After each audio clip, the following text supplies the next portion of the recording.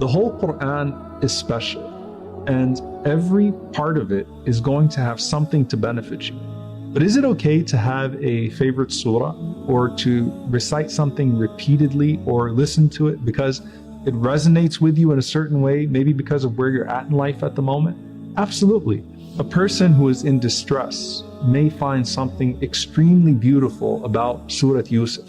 Ar-Rahman and Surah Yasin are dear to so many people. The Prophet ﷺ said, "Man qara al-Qur'an wa amila bima fihi." Whoever recites the Quran and acts in accordance with what is in it, his parents will be crowned on the day of resurrection with a light that is brighter than the light of the sun in your worldly homes.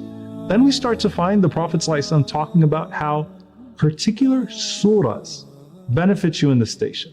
Then he said, recite the two brightly illuminated chapters, Surah Al-Baqarah and Ali Imran. He said, for on the day of resurrection, they will come as if they were two clouds or two shades or two flocks of birds, and they will be arguing on behalf of their companions. The scholar said, think of when Sulaiman alayhi salam used to walk in this world with his kingdom, and how everyone used to admire how it was all at his disposal. Now imagine a person walking on the day of judgment, and Al-Baqarah and Ali Imran are like two canopies, two flocks of birds, two clouds that are following you, and that everyone is admiring and wishing they had done so as well, wishing they had committed those surahs to their memory and acted upon them as well. He said, sallallahu alaihi wasallam, recite Surah Al-Baqarah. For doing so produces blessing in this life, and abandoning it produces regret in the next life.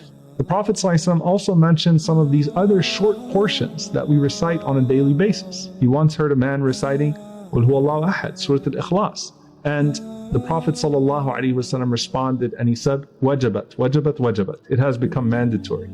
And they asked the Prophet ﷺ what he was speaking about.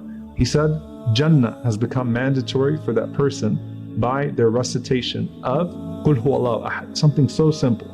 But paradise is mandatory for the one who knows and who commits to Surah Al-Ikhlas, Qul Huwallahu Ahad. In another authentic hadith, the Prophet ﷺ said, whoever recites Ayatul Kursi, Allahu la ilaha illahu, after every one of the prescribed prayers, the Prophet ﷺ said, nothing is standing between him and his entrance into paradise except for death. Now there is one more companion, and this is what the scholars say is the persistent intercessor. And it is known as the surah that is Al-Mani'ah, the preventer, and it's also Al-Munjiyah, the rescuer, and that is Surah Al-Mulk.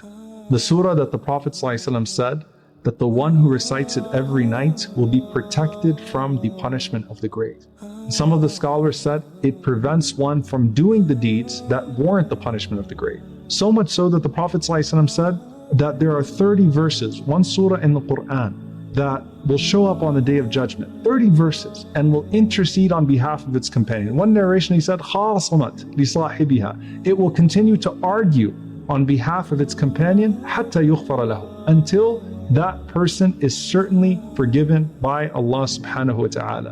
And the Prophet ﷺ said that is تَبَارَكَ الَّذِي بِيَدِهِ الْمُلْكِ, Surah Al-Mulk, with its 30 verses, arguing on your behalf, saying, Ya Allah, forgive him. Ya Allah, protect him from the punishment.